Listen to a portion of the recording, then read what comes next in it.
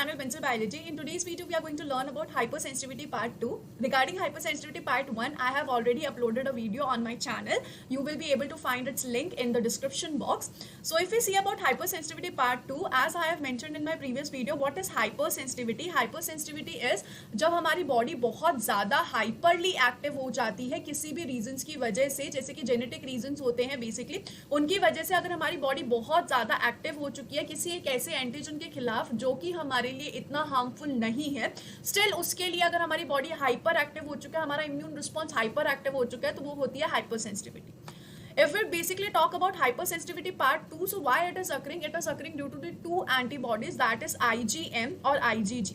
ये IgM और IgG दो एंटीबॉडीज होती हैं जो कि हाइपरसेंसिटिविटी टू कॉज करती हैं. Basically if we talk in general, so in general what is happening is, for example if a bacteria has invaded in our body, so what these antibody will do, ये antibody यहाँ पे आएंगी और इससे bind कर लेंगी. ये हमारा बेसिकली होता है, यहाँ पर एंटीबॉडीज आती है, डिफरेंट टाइप के एंटीबॉडीज यहाँ पे आएंगी, बैक्टीरिया से बाइंड करेंगी, सो दैट हमारे जो इम्यून सेल्स हैं वो इस एंटीबॉडी को पहचान सके और हमारे इम्यून सेल्स को पता चल जाए कि ठीक है कोई फॉरेन इन्वेडर आया है और ये क्या कर सके, इस फॉरेन बैक्टीरिया को या फिर फॉरेन वायरस को किल कर सके. Basically this is the simple thing जो कि हमारे इम्यून सिस्टम में होती है.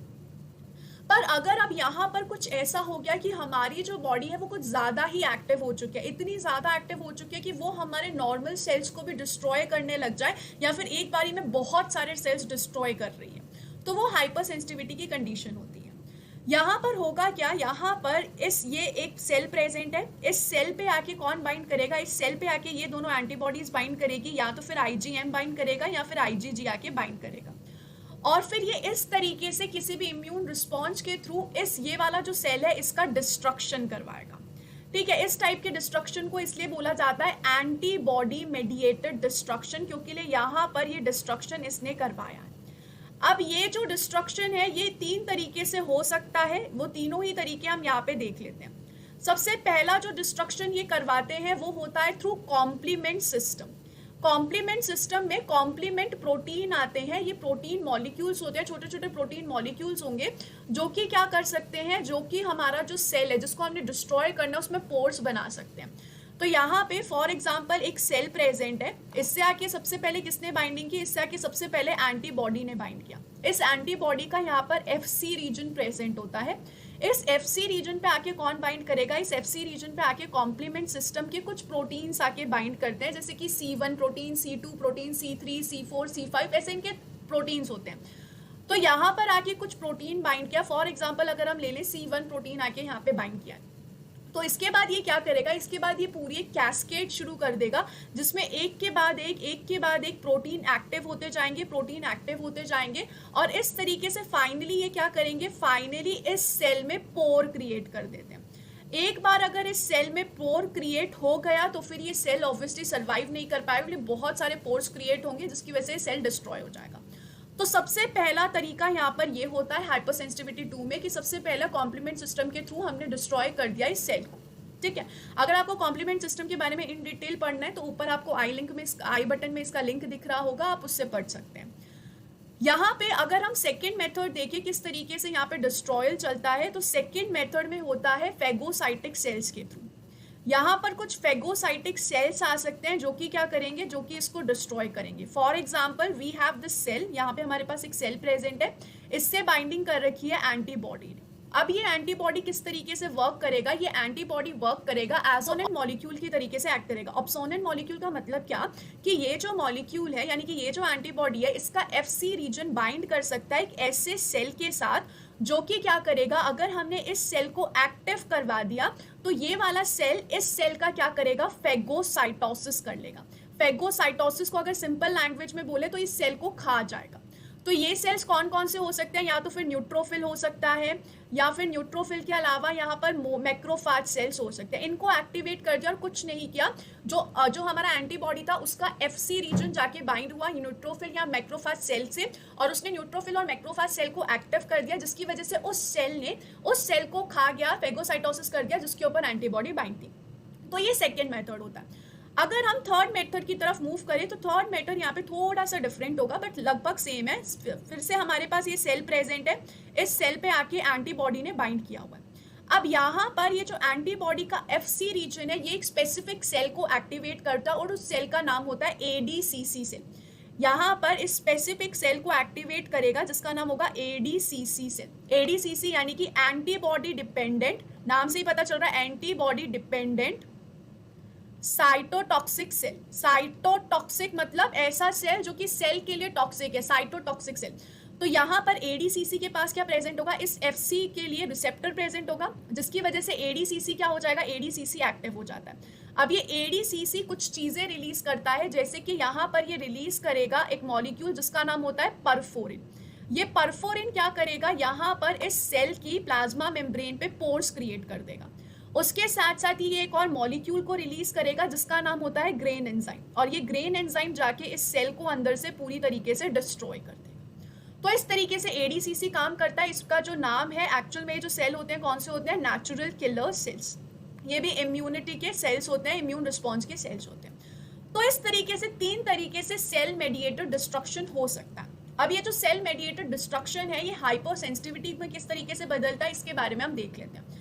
जैसे कि हम एग्जाम्पल लेकर इसको अच्छे से समझने की कोशिश करते हैं। अगर हम यहाँ पर एग्जाम्पल लें ABO ब्लड ग्रुप का, ठीक है। अगर हमने यहाँ पर देखा तो किसी पर्सन का ब्लड ग्रुप A होता है, किसी पर्सन का ब्लड ग्रुप O होता है, वहीं किसी का B और किसी का AB होता है। ये सब किस बेसिस पे होते हैं कि यहाँ पर हमारे पास जो RBC है उसकी प्लाज्मा मेम्ब्रेन पे किस तरीके का कार्बोहाइड्रेट प्रेजेंट है। अगर यहाँ पर A वाला यानी कि जिसका ब्लड ग्रुप A है, उसकी प्लाज्मा मेम्ब्रेन पे डिफरेंट टाइप का एंटीजन प्रेजेंट होगा जिसका नाम होता है N-एसिटाइलअमाइन। अगर उसके प्लाज्मा मेम्ब्रेन पे N-एसिटाइलअमाइन है यानी कि वो कौन सा है, वो A ब्लड ग्रुप है, तो इसमें कौन सा एंटीजन प्रेजेंट है, A एंटीजन प्रेजेंट है। अगर हम B वाले में देखें तो B वाले के पास जो एंटीजन प्रेजेंट होता है उसको क्या बोलते हैं, वो होता है गैलेक्टोज एंटीजन, यानी कि ऐसा मटेरियल जो कि किससे जाके बाइंड हो सकता है, एंटीबॉडी से जाके बाइंड होगा, ऐसा मॉलिक्यूल। अगर हम ORBC पे देखें तो ORBC पे कोई एंटीजन प्रेजेंट नहीं होता, इसलिए इसको यूनिवर्सल डोनर भी कहते हैं। और वहीं अगर हम AB पे देखें तो AB पे दोनों तरीके के एंटीजन होते हैं, A वाला एंटीजन भी होता है और B वाला एंटीजन भी होता है। ये बहुत बेसिक सी बात है जो हमें पता है। तो अब ये क्या रीजन है, ऐसा क्यों बोला जाता है कि जब भी अगर हम ब्लड लेते हैं किसी और पर्सन से तो हमें हमेशा हमारा ब्लड ग्रुप चेक करना चाहिए, वो इसी की वजह से करना चाहिए। यहाँ पे अगर समझो किसी का ब्लड ग्रुप A है तो उसकी बॉडी में किसके खिलाफ एंटीबॉडी होगी, उसकी बॉडी में B ब्लड ग्रुप के खिलाफ एंटीबॉडी होगी। तो इसके पास कौन सी एंटीबॉडी होगी, इसके पास एंटीबॉडी B होगी, यानी कि वो गैलेक्टोज के जाके बाइंड होगी और B RBC को डिस्ट्रॉय कर सकती है। ऑब्वियसली A एंटीबॉडी तो होगी नहीं ना, वो खुद के RBC को तो डिस्ट्रॉय करेगा ही नहीं। ऐसे B वाले के पास कौन सी एंटीबॉडी होगी, B वाले के पास A एंटीबॉडी होगी। O वाले के पास दोनों एंटीबॉडी होगी, क्योंकि O ब्लड ग्रुप वालों को कोई डर नहीं है क्योंकि उनके पास दोनों की दोनों एंटीजेंस नहीं है।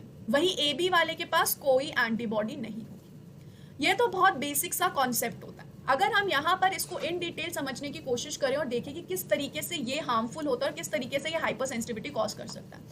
फॉर एग्जाम्पल यहाँ पर हमने एक पर्सन लिया जिसका ब्लड ग्रुप है A, पर इन्होंने किसी से डोनेशन लिया, ब्लड डोनेट करके लिया, और इन्होंने जिससे ब्लड लिया है उनका ब्लड ग्रुप था B।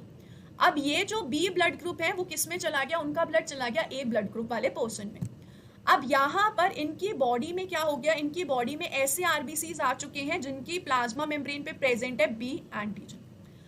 ये जो B एंटीजन है ये क्या करेंगे, ये B एंटीजन इनकी बॉडी में जो B सेल्स प्रेजेंट होंगे, किसकी बॉडी में, ऑब्वियसली A वाले की बॉडी में जो B सेल्स होंगे उनको एक्टिवेट कर देंगे और इन B सेल्स को क्या बोलेंगे, इन B सेल्स को बोलेंगे कि भाई तुम रिलीज करो B एंटीबॉडीज को। अब यहाँ पर क्या हो रहा है, यहाँ पर B सेल एक्टिवेट हो गए तो B सेल क्या करेंगे, B सेल इस B एंटीजन के खिलाफ IgM एंटीबॉडी बनाएंगे।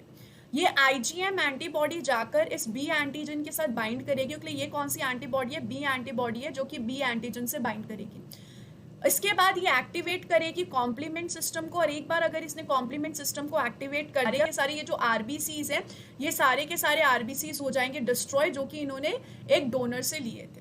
अब जब RBC डिस्ट्रॉय हो जाएंगे तो कुछ समय बाद ही आफ्टर द ट्रांसफ्यूजन, यानी कि जब हमने ब्लड ट्रांसफर कर दिया उसी के बाद ही आपको प्लाज्मा में बहुत ज़्यादा अमाउंट में हीमोग्लोबिन मिलने लग जाएगा।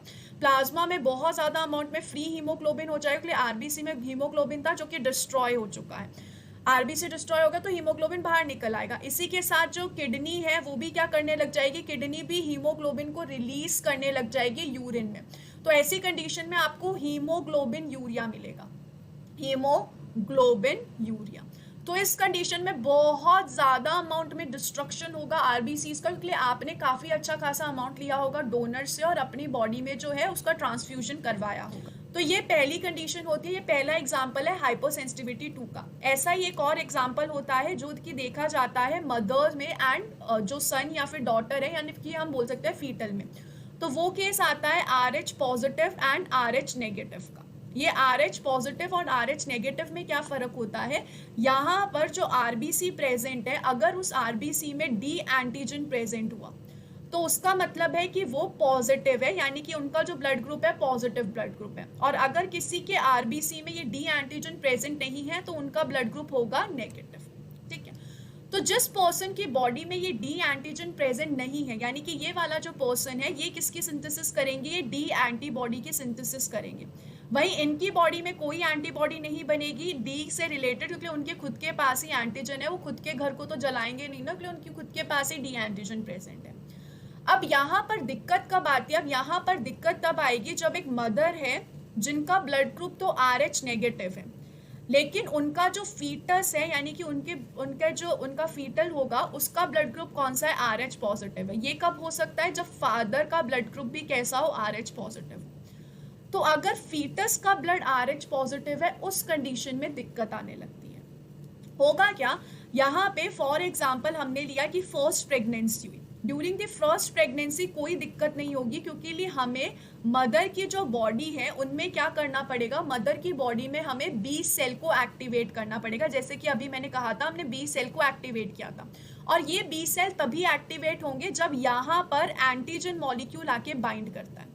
लेकिन जब फर्स्ट प्रेगनेंसी होती है ना, तो मदर और फीटस का जो ब्लड है उसको सेपरेट करके रखा जाता है। यहाँ पर ये जो मदर का ब्लड है और जो फीटस का ब्लड है, इसको सेपरेट करके रखता है प्लेसेंटा, इनको कांटेक्ट में नहीं आने देता है। तो अगर जो फीटल का ब्लड है वो मदर के ब्लड में कांटेक्ट में ही नहीं आएगा तो बी सेल्स एक्टिवेट ही नहीं होंगे। बी सेल्स अगर एक्टिवेट नहीं होंगे तो एंटीबॉडीज नहीं बनेगी, एंटीबॉडीज नहीं बनेगी तो कोई दिक्कत ही नहीं है। फिर हम इसको पढ़ क्यों रहे हैं, हम इसको पढ़ इसलिए रहे हैं क्योंकि फर्स्ट टाइम जब डिलीवरी होगी ना, तब डिलीवरी के टाइम अम्बिलिकल कॉर्ड कट होती है। तो जब अम्बिलिकल कॉर्ड कट होती है तब ये कांटेक्ट जो है, जो मदर और फीटल में नहीं था, वो अब होने लगता है। यानी कि during the time of delivery जो मदर का ब्लड है और जो फीटल का ब्लड है वो कांटेक्ट में आ जाता है। Mother and foetal blood comes in contact, जिसकी वजह से अब ये क्या कर सकता है, ये बी सेल्स को एक्टिवेट करेगा। यहाँ पर मदर के जो बी सेल्स हैं वो एक्टिवेट होने लगेंगे, और अगर यहाँ पे मदर के बी सेल्स एक्टिवेट हो गए तो ये किसको बनाने लगेंगे, ये बनाने लगेंगे IgM एंड IgD। और ये IgM और IgD जाके क्या करेंगे, फीटल के RBC के साथ बाइंड कर जाएंगे। जितने भी फीटल के RBC मदर की बॉडी में प्रेजेंट हो गए, बच्चा तो डिलीवर हो चुका है लेकिन मदर की बॉडी में थोड़े थोड़े अभी फीटल के ब्लड के RBCs प्रेजेंट है, तो उन RBC पे जो D एंटीजन प्रेजेंट है उससे जाके बाइंड हो जाएंगे और उस सेल को डिस्ट्रॉय करवा देंगे। तो यहाँ पर ये आ जाती है एंटीबॉडी, और ये एंटीबॉडी आके डिस्ट्रॉय करवा देती है। तो फर्स्ट प्रेगनेंसी में तो कोई दिक्कत नहीं हुई, क्योंकि फर्स्ट प्रेगनेंसी में सब सेफ था, सब ठीक था, बच्चा भी आराम से डिलीवर हो जाता है। लेकिन दिक्कत कब आती है, जब सेकंड प्रेगनेंसी होती है। सेकंड प्रेगनेंसी अगर मदर ने कंसीव किया है सेम ब्लड ग्रुप वाले चाइल्ड को, तो फिर यहाँ पे दिक्कत आ सकती है। तो हम यहाँ पे बात करते हैं सेकेंड प्रेगनेंसी की, जब मदर जो है स्टिल उनका तो ब्लड ग्रुप RH नेगेटिव ही रहेगा, लेकिन जो फीटल है उनका blood group still RH positive है सेकेंड प्रेगनेंसी के टाइम भी। तब यहाँ पर क्या होगा, यहाँ पर ये जो RH नेगेटिव है और ये जो मदर है, इनके बी सेल की, तो ये क्या कर सकता है, ये यहाँ पे रिलीज कर सकता है IgM और IgG एंटीबॉडीज को, जो कि अगर फीटल के ब्लड के साथ जाके बाइंड करेंगी तो फिर फीटल का जो RBCs है उनको डिस्ट्रॉय कर देगी। पर यहाँ पर एक बात अच्छी है कि ये जो IgM है ये क्रॉस नहीं कर सकता है प्लेसेंटा को। IgM can't cross the placenta but IgG can cross the placenta। IgG क्या कर सकता है, क्रॉस कर सकता है प्लेसेंटा को। प्लेसेंटा को क्रॉस करके ये फीटल के ब्लड में जा सकता है, फीटल का जो RBC है उस पर जो D एंटीजन प्रेजेंट है उससे जाके बाइंड कर सकता है।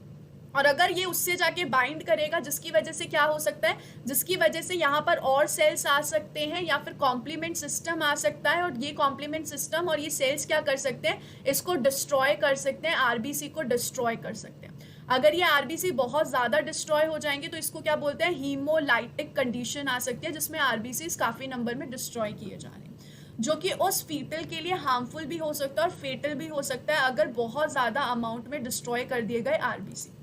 तो क्या इसका कोई तरीका नहीं है, क्या इस चीज़ को कहीं से भी हम बचा नहीं सकते? ऑब्वियसली हम इस चीज़ को बचा सकते हैं, उसमें कोई दो राय नहीं है। जैसे ही फर्स्ट डिलीवरी हुई है ना, उसके करीब 24 से लेकर 48 आवर्स के, यानी कि करीब 24 घंटे से लेकर 48 घंटे के बीच में यहाँ पर क्या दी जा सकती है, यहाँ पर एक आर्टिफिशियल एंटीबॉडी दी जा सकती है, यानी कि जिसको बाहर बनाया गया है, इन विट्रो जिसको बनाया गया, और उस एंटीबॉडी को मार्केट किया जाता है रोगैम के नाम से, RHOGAM, इस नाम से इसको मार्केट किया जाता है। ये एंटीबॉडी बाहर से हमने इंसर्ट की है मदर की बॉडी में, तो जिसकी वजह से क्या होगा, यहाँ पर ये जो 20 सेल हैं वो एक्टिवेट ही नहीं होंगे। हमें क्या करना है, हमें इन 20 सेल्स को एक्टिवेट होने से बचाना है। अगर ये 20 सेल एक्टिवेट हो गए तो फ्यूचर में जाके इनके पास मेमोरी रहती है और उस मेमोरी से ये फीटल को, इस ब्लड को डिस्ट्रॉय कर सकते हैं, आरबीसी को डिस्ट्रॉय कर सकते हैं। लेकिन अगर हमने डिलीवरी के 24 से 48 आवर्स के बीच में ही ये एंटीबॉडी प्रोवाइड कर दी, तो ये एंटीबॉडी जितने भी फीटल के आरबीसी प्रेजेंट है मदर की बॉडी में, उन सबको अपने आप ही डिस्ट्रॉय कर देंगे। तो यहाँ पर जो मदर का 20 सेल है वो एक्टिवेट नहीं होगा। अगर मदर का 20 सेल एक्टिवेट नहीं हुआ तो फिर तो सॉर्टेड है, तो फिर तो दिक्कत वाली बात नहीं। अगर मदर का 20 सेल एक्टिवेट नहीं हुआ तो मेमोरी सेल जनरेट नहीं होंगे, मेमोरी सेल जनरेट नहीं होंगे तो फिर से आईजीएम और आईजीजी बनेगा नहीं, तो कोई प्रेगनेंसी में दिक्कत ही नहीं आएगी। तो इसलिए यहाँ पर ये एंटीबॉडी को इंसर्ट कर दिया जाता है, इंजेक्ट कर दिया जाता है मदर की बॉडी में जस्ट आफ्टर द प्रेगनेंसी और डिलीवरी। सो इस तरीके से हम बता सकते हैं। तो ये क्या होती है, ये हाइपर सेंसिटिविटी होती है। ऐसे ही हाइपर सेंसिटिविटी में ऑटो इम्यून डिसऑर्डर्स भी आते हैं।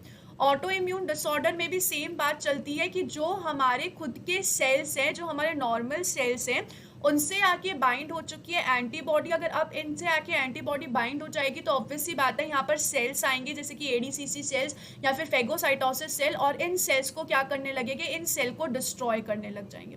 तो हमारे खुद के सेल्स यहाँ पे डिस्ट्रॉय हो रहे हैं, जितने ज़्यादा सेल्स डिस्ट्रॉय होंगे उतनी हमें ही दिक्कत होगी। तो ये भी एक हाइपर सेंसिटिविटी की कंडीशन आ रही है। ये भी जेनेटिकली होता है, ऐसे नॉर्मली होगा नहीं, जेनेटिकली की वजह से ही ऑटो इम्यून डिसऑर्डर यहाँ पे होगा, लेकिन ये हाइपर सेंसिटिविटी पार्ट 2 का ही टाइप है।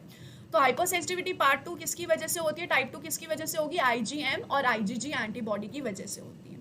So I hope this video was really helpful for you guys. Thank you so much for watching this video and don't forget to subscribe my channel. Thank you so much guys. Bye.